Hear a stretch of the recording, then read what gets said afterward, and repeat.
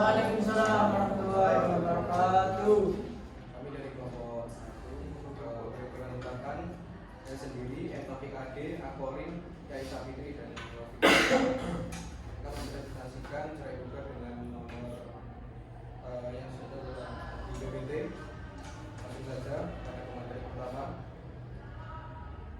Baik, yang pertama mengenai penggugat dan tergugat. Baik, saya bacakan dulu putusannya. Putusan nomor 08 PDTG/2011/TA THN. Bismillahirrahmanirrahim. Demi keadilan berdasarkan ketuhanan yang Maha Esa, Pengadilan Agama Taruna yang memeriksa dan mengadili perkara perdata tertentu pada tingkat pertama telah menjatuhkan putusan dalam perkara cerai gugat yang diajukan oleh Tri Astuti Wiku binti Amron Wiku, umur 32 tahun, agama Islam, pekerjaan tidak ada, tempat tinggal di Kampung Kalong B, Lendongan 3, Kecamatan Tabukan Utara, Kabupaten Kepulauan Sangihe. Selanjutnya disebut sebagai terpenggugat. Melawan yaitu Nasaruddin Masalah bin Lukman Masalah, umur 39 tahun, agama Islam, pekerjaan tani, tempat tinggal di Kampung Bahu, Lendongan 3, Kecamatan Tabukan Utara, Kabupaten Sangihe, sebagai tergugat. Pengadilan agama tersebut telah mempelajari berkas perkara, telah mendengar keterangan pihak berperkara, telah memeriksa alat bukti dan mendengar keterangan saksi.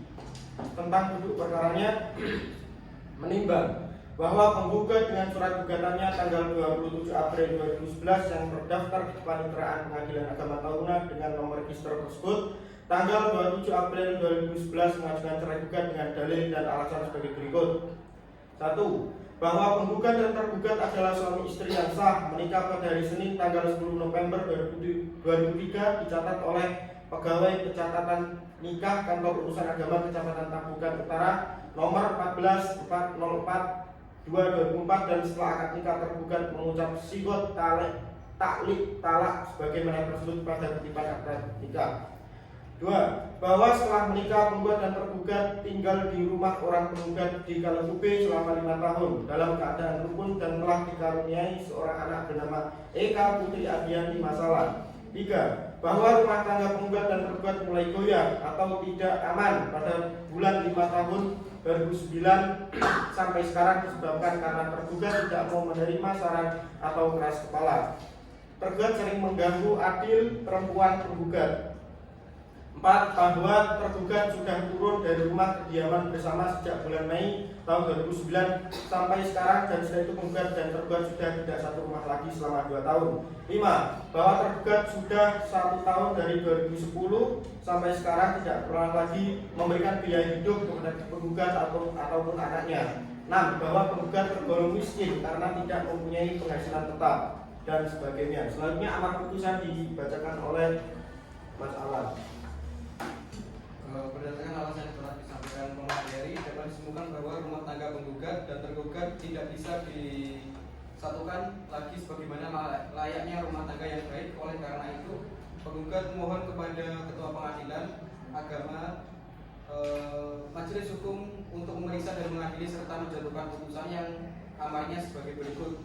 Untuk yang primer, yang pertama, mengabulkan gugatan penggugat.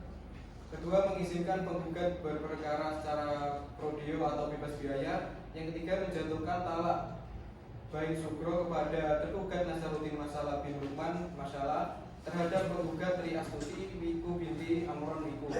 Keempat, biaya perkara nihil. Untuk selanjutnya, mohon putusan yang seadil-adilnya. Selanjutnya,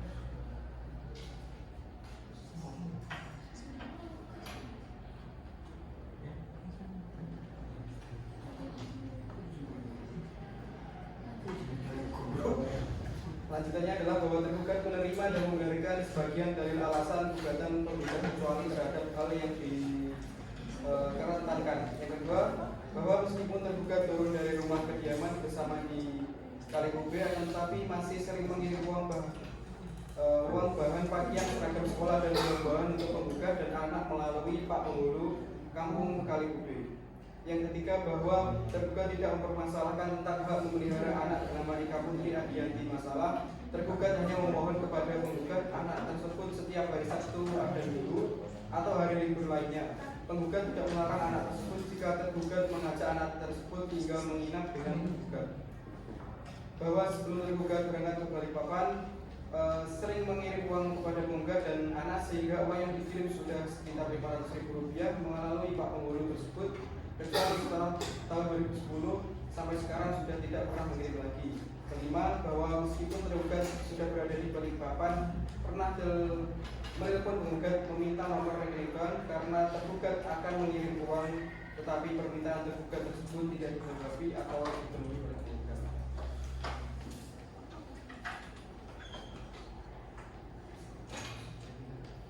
Baik, selanjutnya yakni jawaban dari tergugat, yakni ada 5 poin.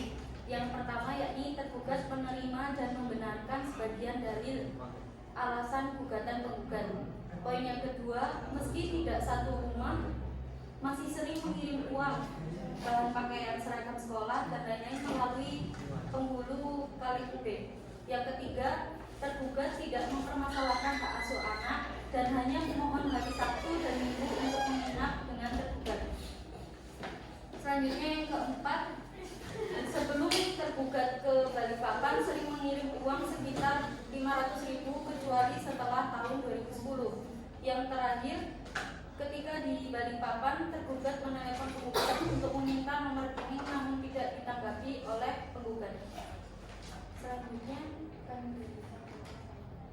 setelah tergugat menyampaikan jawaban, kemudian penggugat ini menyampaikan replik yang singkat secara lengkap, yang pada pokoknya menyatakan bahwa benar ada kiriman tergugat melalui Pak Penghulu berupa uang yang penggugat terima selama ini kurang lebih berjumlah Rp50.000 dan buah-buahan berupa 5 biji mangga melalui Pak Penghulu dan selainnya itu tidak ada. Bahwa benar penggugat melarang anak ikut dengan tergugat setiap hari Minggu atau hari libur lainnya karena penggugat khawatir yang mana tergugat mempunyai kelakuan buruk yang pernah tergugat lakukan. Kemudian penggugat juga mengajukan alat bukti surat untuk menguatkan dalil gugatannya, yaitu fotokopi buku kutipan akta nikah yang dikeluarkan oleh Kepala KUA Kecamatan Kabupaten Utara Kabupaten Kepulauan Sangihe telah dilegalisir dan telah disesuaikan dengan aslinya oleh Majelis Hakim. Kemudian penggugat juga mengajukan 2 orang saksi yang masing-masing memberikan keterangan kesaksian di bawah sumpahnya di persidangan. Yang pertama, saksi Nisa Nurale binti Barangke Nurale, bahwa saksi kenal penggugat sebagai anak saksi dan tergugat suami penggugat yang perkawinannya dilaksanakan di kampung Kaliube bertempat di rumah saksi.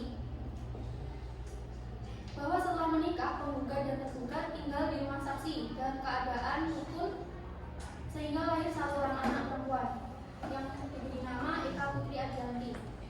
Bahwa rumah tangga penggugat dan tergugat mulai goyah sejak kejadian di mana tergugat memasuki kamar tidur adik perempuan penggugat yang bernama Vivi Indriani itu di waktu malam. Bahwa sejak penggugat dan anaknya ditinggalkan, tergugat ini tidak pernah dikirimi biaya hidup oleh tergugat sehingga biaya hidup penggugat dan anaknya ditanggulangi oleh saksi. Kemudian saksi 2 bernama Didi Iswar bin Amran Buku, bahwa saksi ini kenal penggugat sebagai kakak kandung saksi, sedangkan tergugat saksi kenal sebagai suami penggugat yang sejak menikah penggugat dan tergugat tinggal serumah bersama orang tua penggugat. Kemudian sejak pernikahan rumah tangga penggugat dan tergugat rukun dan harmonis sehingga lahir anak perempuan yang diberi nama Eka Putri Adjanti. Bahwa sekarang tergugat sudah tidak tinggal bersama penggugat karena sejak kurang lebih 2 tahun yang lalu tergugat meninggalkan penggugat di rumahnya di rumah orang tua penggugat sampai sekarang. Dia juga memberikan kesaksian bahwa tergugat mempunyai kelakuan yang tidak terpuji karena pernah mengganggu adik kandung penggugat dalam malam hari. Untuk selanjutnya akan dijelaskan oleh Mas. Selanjutnya ada beberapa pasal yang terdapat dalam gugatan tersebut. Berdasarkan penjelasan pasal 39 ayat 1 huruf F UU nomor 1 tahun 1974, junto pasal 19 huruf F PP nomor 9 tahun 1975, KHI pasal menyatakan bahwa perceraian dapat terjadi karena alasan antara suami istri terus-menerus terjadi perselisihan dan pertengkaran dan tidak ada harapan akan berhubungan lagi dalam rumah tangga. Kemudian untuk meneguhkan dalil gugatannya, penggugat mengajukan saksi keluarga yaitu orang dekat yang dalam hal ini tidak dilarang dalam masalah perkawinan, yakni dalam pasal 145 HIR dan pasal 172 RPJ. Kemudian melakukan salah satu unsur kekerasan dalam rumah tangga sebagaimana yang dimaksudkan oleh pasal 15 UU nomor 23 tahun 2004. Kemudian bahwa rumah tangga penggugat dan tergugat telah menjadi rapuh, yang berarti penggugat dan tergugat gagal membina rumah tangga yang sakinah mawaddah dan warahmah sebagaimana yang dikehendaki oleh UU nomor 1 tahun 1974 junto pasal 3 kompilasi hukum Islam. Kemudian pada pasal 39 ayat 2 UU nomor 1 tahun 1974 junto pasal 16 huruf F gugatan dikabulkan. Dan yang terakhir pasal 89 ayat 1 UU nomor 7 tahun 1989 yang diubah dengan terakhir dengan UU nomor 50 tahun 2009, maka seluruh biaya yang timbul akibat perkara ini dibebankan kepada penggugat. Selanjutnya mengadili. Yang pertama, mengabulkan gugatan penggugat. Dua, mengizinkan penggugat berperkara secara cuma-cuma atau bebas biaya. Tiga, menjatuhkan talak satu qaim sughra dari tergugat Nasaruddin Masalah kepada penggugat Tri Astuti Wiku binti Amran Wiku. 4. Memerintahkan Panitera Pengadilan Agama Tahuna untuk mengirim salinan putusan yang telah berkekuatan hukum tetap kepada Kepala Kantor Urusan Agama Kecamatan Tabukan Utara.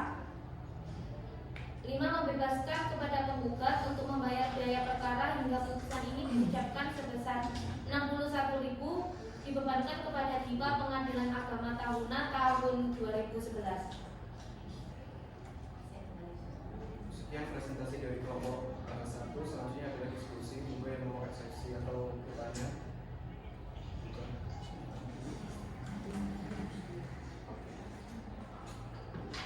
Ingin saya tanyakan mengenai di situ kan tadi dijelaskan bahwa persidangan perceraian kan dilakukan secara tertutup. Nah, yang saya ingin indikator ketika persidangan itu terbuka atau tertutup itu apa? Yang menentukan persidangan ini harus terbuka, persidangan ini harus tertutup itu apa? Mungkin bisa dijelaskan.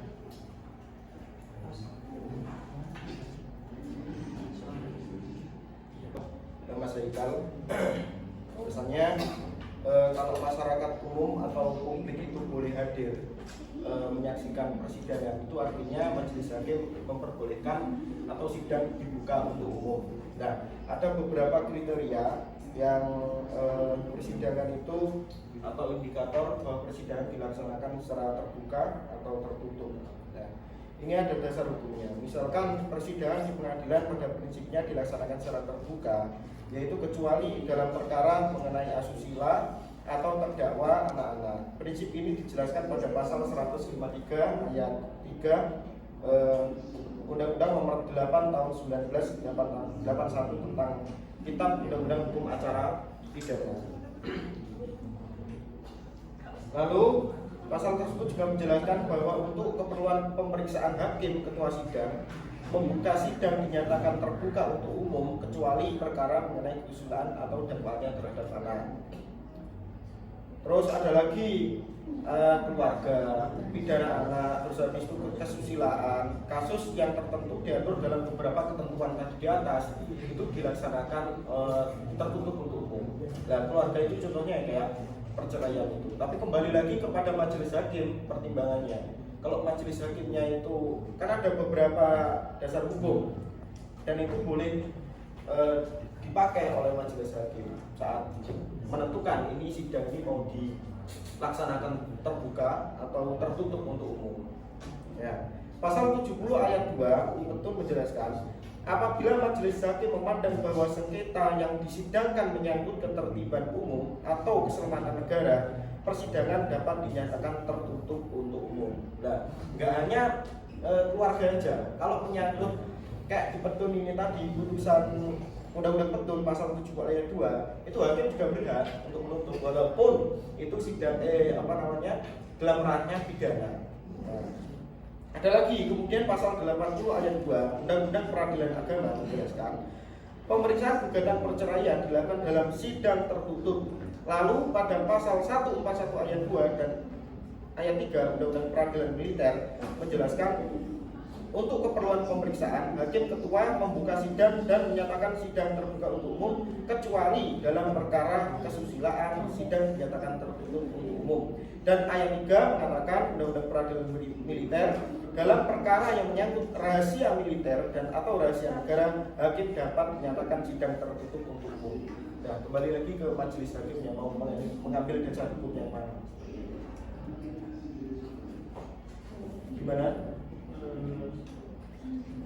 Kalau misalkan majelis hakimnya memutuskan terbuka, tetapi dari pihak keluarga misalkan tidak berkenan inginnya tertutup, itu bagaimana Mas? Sampai emang keputusan majelis hakim sudah final dan bisa dilakukan atau bisa diubah? Gimana maksudnya? Jadi Kan keputusan majelis hakim sudah, kan sebelum sidang kan sudah diberitahu apa ini sidangnya mau terbuka atau mau tertutup. Sebelum putusan ya.